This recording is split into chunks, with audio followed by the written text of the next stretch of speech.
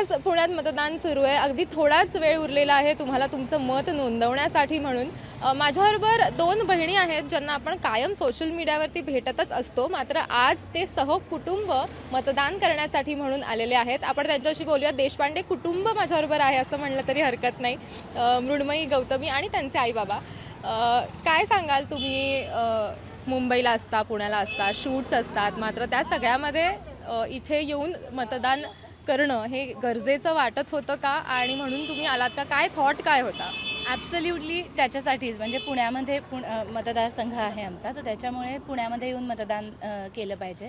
तर हा एक असा दिवस असतो. मला मागच्या वर्षीसुद्धा आठवतं आहे की माझ्या सिनेमाचं शूटिंग चालू होतं, तर तो दिवस आम्ही लोकांना सुट्टी दिली होती आणि जाऊन मतदान करा आणि मगच शूटिंग आपण म्हणजे दुसऱ्या दिवशीपासून रिझ्यूम करूया असं होतं.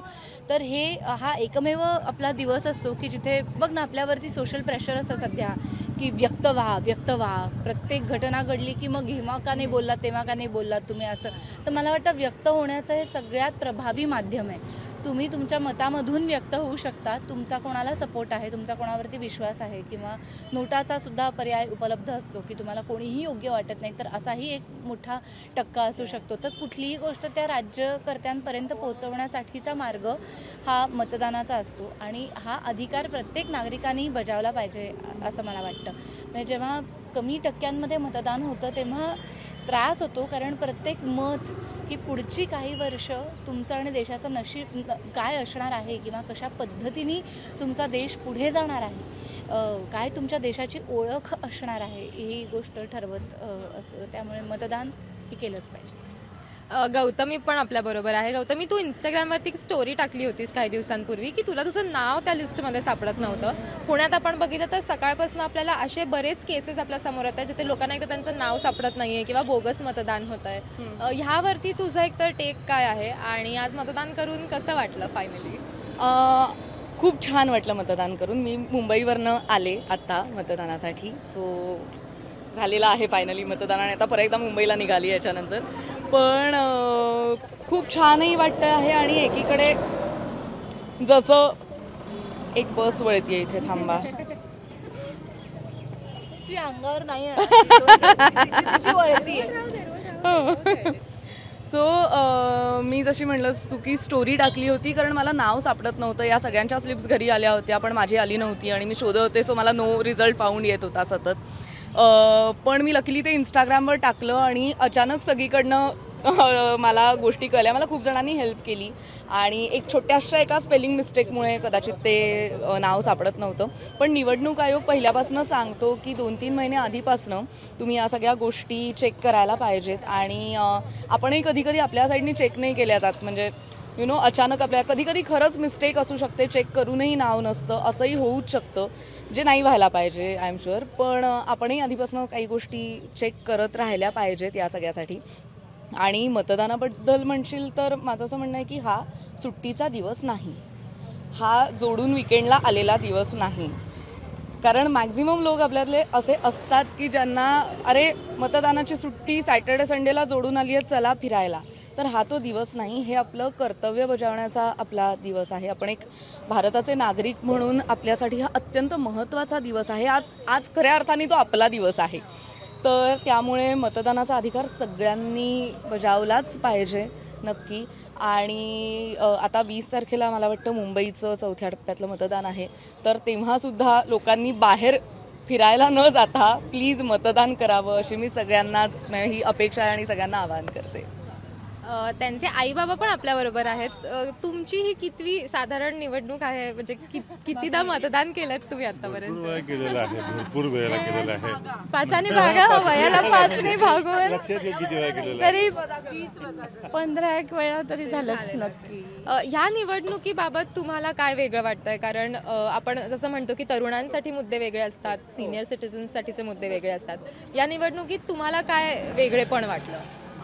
वेगळेपण नक्की आहे, कारण ह्या वेळेला खूप कन्फ्यूज्ड होण्याची शक्यता आहे. सगळ्यांचंच एकूणच ज्या पद्धतीने युती झालेल्या आहेत किंवा, पण मला असं वाटतं की आपण जर आपला म्हणजे सारासार बुद्धी आणि सगळ्याचा जर व्यवस्थित विचार केला खूप गोष्टींचा, तर कन्फ्युजन नाही झालं पाहिजे. आपल्याला लक्षात येतं की आपल्याला नक्की कुठे जायचं आहे, देशाला कशी दिशा द्यायची आहे आणि त्या पद्धतीने आपण मतदान करू शकतो. कसं एकंदरीत या सगळ्या वर्षांमध्ये निवडणुकीचं स्वरूप कसं बदलत गेलंय असं तुम्हाला वाटतं? म्हणजे पूर्वी ज्या चिठ्ठ्या होत्या त्याच्यापासून ते आता व्हीव्हीपॅटपर्यंत आलेलं आहे मशीन, म्हणजे मशीनच्या मशीनमध्ये आपण वोटिंग करतोय. तर मला असं वाटतं की भारतीय लोकशाही जर का सुदृढ करायची असेल तर कंपल्सरी केलेलं असलं पाहिजे मतदान हे. ज्याला मतदानाचा हक्क प्राप्त झालेला आहे त्यांनी मतदान हे केलंच पाहिजे. त्याच्यावरनं म्हणजे कंपल्शन असेल तरच भारतीय लोकशाही जास्त सुदृढ होऊ शकेल असं माझं मत आहे. म्हणजे तुम्हाला जर फायदे घ्यायचे असतील तर तुम्ही मतदान करणं तुमचं कर्तव्य आहे, ते तुम्ही नाही टाळायला पाहिजे. मतदान नाही केलं ना तर मग आपल्याला कुठल्याही गोष्टीबद्दल बोलण्याचा अधिकार नाही असं मला वाटतं. मग सरकारचं काय चाललंय, कोण काय करतंय, कोण काय नाही करत आहे, रस्त्यांचं काय चाललंय वगैरे, हे आपण बोलण्याचा अधिकार नाही जोपर्यंत आपण मतदान करत नाही. ज्या क्षणी मला असं वाटतं की ती जी ब्लू टिक असते ना ती ही ब्लू टिक व्हायला पाहिजे. खरंय. तर ती अकाउंट व्हेरीफाईड असली पाहिजेत आणि त्यांनी बोललं तरच ते म्हणणं ग्राह्य धरलं जाणार आहे सोशल मीडियावरती. असं जे काही फायदे दिले जातात तुम्हाला सगळ्या तऱ्हेचे, ते बँकेच्या लोनपासून ते बाकी सगळ्या ठिकाणी, तर ते सगळे फायदे मतदान केलेल्या माणसालाच फक्त मिळायला पाहिजेत. ज्यांनी मतदान केलं नाही त्यांचा हक्क त्यांनी जाणून नये याच्यात. त्याच्यामुळे देशपांडे कुटुंबियांनी अशी एक रोखठोक भूमिका घेतलेली आहे की मतदान हे कंपल्सरी असलं पाहिजे. मी एक शेवटचा प्रश्न फक्त तुम्हाला दोघींना विचारून थांबते. कलाकार म्हणून सरकारकडनं, भावी खासदाराकडनं काय अपेक्षा आहेत? अशा कुठल्या गोष्टी आहेत का ज्या कलाकारांसाठी म्हणून खरं तर केला गेला पाहिजेत महाराष्ट्रामध्ये, ज्या नाही आहेत आत्ता? मला वाटतं की कलाकार म्हणून आपण कलाकार ही बाजू त्यातली बाजूला ठेवूया. मला वाटतं की आपण महाराष्ट्रामध्ये आहोत आणि आपण मराठी बोलणं हे मला असं वाटतं की पहिल्यांदा रुजवलं पाहिजे पुन्हा एकदा, की जी मराठी माणसं आहेत त्यांनी एकमेकांशी मराठी बोलण्याचा आग्रह, आणि मला वाटतं की हे खासदार किंवा कुठल्याही राजकीय पक्षाकडून अपेक्षा करण्यापेक्षा मराठी असल्याचा अभिमान जेव्हा प्रत्येक मराठी माणूस बाळगायला लागेल ना तेव्हा त्या गोष्टी जास्त, म्हणजे प्रत्येक गोष्टीची अपेक्षा आपण हे सरकारनेच केलं पाहिजे असं म्हणण्यापेक्षा, ढकलून येण्यापेक्षा आपण मराठी आहोत तर आपण काय केलं पाहिजे, मराठी कलाकारांसाठी काय केलं पाहिजे, किंवा तर हे ज्याचं त्यांनी पडताळून बघण्याची गरज आहे.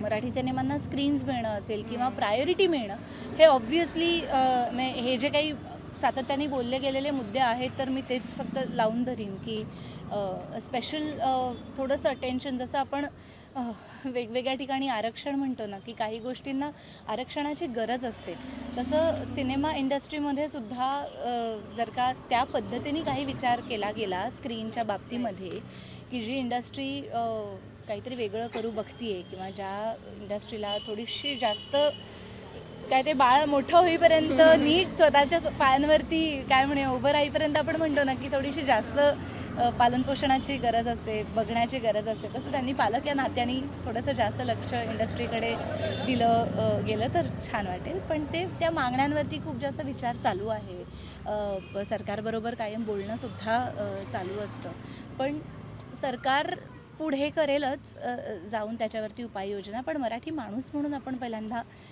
काय करणार आहोत त्याचा प्रत्येकाने विचार करण्याची गरज आहे.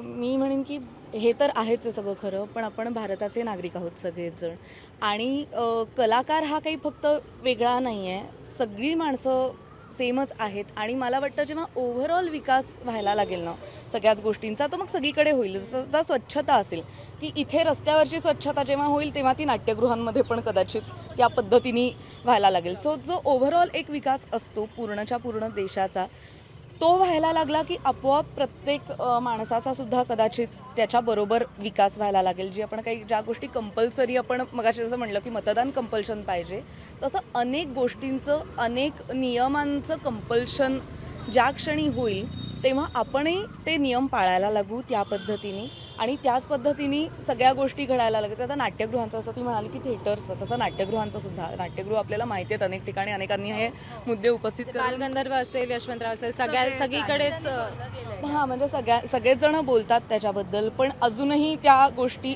म्हणजे त्या होत आहेत, पण त्या खूप हळूहळू होत आहेत.